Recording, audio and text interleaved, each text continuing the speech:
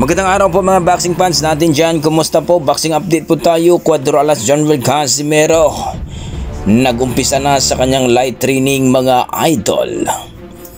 Kahapon po ay naibalita natin na Naoya Inoue versus Murzon Akhmadaliev. Undisputed ang kanilang paglalabanan ngayong September 14 mga idol. At ayon nga sa ating mga boxing fans mga idol, lang chance daw itong si Murzon Akhmadaliev na mananalo dito kay Naoya Inoue, ang monster kuno ng Japan. Well mga idol, ayon din sa mga kampo ni Murzon Akhmadaliev ay hindi basta-basta itong si Murzon Akhmadaliev at talaga naman daw pinaghahandaan ito ang monster kuno ng Japan. Tatalunin daw ito kahit anong mangyari. Malupit daw ang ginawa ni Murzon Akhmadaliev ngayon. Kung baga, pinaghahandaan ang naturang hapon. Ika nga, hindi naman daw kuno kalakasan itong si Naoya Inoue mga idol. No? Tumaob daw nga ito kay Nery at dito kay Cardenas mga idol. Paano na lang daw siya kung siya makatama kay Naoya Inoue.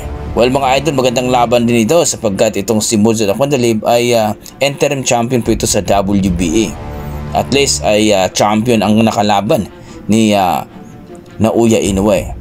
Dahil nung nakarang laban po mga idol ay hindi naman kampiyon itong si Cardenas at si Kim. Kaya marami nagsasabi mga idol na 50-50 daw na mananalo daw itong si Naoya Inoue. Pero ayon sa ating mga boxing fans na talagang mahilig pumusta mga idol, pupusta daw sila kay Naoya Inoue. Sigurado daw lalong-lalo na lalaban ito sa bansang Japan. Pero ayon sa ating mga boxing fans na talagang may tiwala kay Murzon Akhmadaliev, kung mananalo daw si Naoya Inoue kay Murzon Akhmadaliev ay talagang dadaan daw ito sa butas ng karayom. Kayo mga idol, ano masasabi nyo dito? May chance ka na manalo itong si Murzon Akhmadaliev dito kay Naoya Inoue? Alam naman natin na talagang napakabilis itong si Naoya Inoue at ang napakalupit niyang body shot. Ayon sa ating mga boxing fans, body shot lang daw ang katapat ni Akhmadaliev. Kayo mga idol, ano masasabi nyo dito? Please comment down below mga idol. Sa kabilang banda mga idol, kahapon nga balita natin mga idol na itong si Casimero ay doon nga daw mag-training o mag-hard training sa bansang Japan.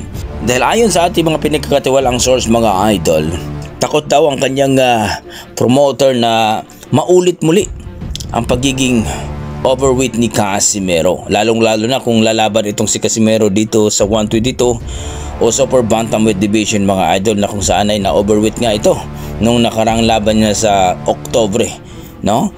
At ayon sa ating mga pinagkakatiwalang source, gagawin daw ang lahat ng kanyang promoter na hindi na maulit muli ngayon mga idol. Kaya in-advise nitong si Casimero ngayon mga idol na mag-training na, no? Mag-start na daw ng training habang malayo pa para talagang mapaghandaan daw at makuha ang tamang timbang mga idol. Pagkatapos daw ng light training ay tutungo daw itong Casimero team para umpisa na ang hard training doon sa bansang Japan mga idol. Well, para sa akin mga idol, napaka-wise ito ng ginawa ng kanyang promoter sapagkat talaga naman napaka-importante po ang timbang. Yan po kasi problema ni Casimero mga idol. Pagdating po sa laban, wala tayong problema dyan. Pero pagdating sa timbangan, yan ang kalaban ni Casimero. Kaya tama lang din ang desisyon ni Casimero na mag-training na ito ngayon habang malayo pa ang kanyang laban. Pero may mga rumors mga idol na baka sa October daw ang kanyang laban. Mapaaga ata. Well mga idol, naunang sinabi na ang kanyang promoter na sa December daw ang kanyang laban. So kayo mga idol, maganda kaya na si Casimero ay nag-start na ng training ngayon para sigurado na makuha ang tamang timbang mga idol dito sa 122 pounds mga idol kung sakaling lalaban na ito sa Oktobre o Desembre. Kaya mga idol, anong masasabi niyo mga idol sa pag-umpisa na ni Casimero sa kanyang light training? Nakakabuti nga ba ito? Please comment down below mga idol para ating pag-usapan. Maraming salamat, ingat po kayo lagi.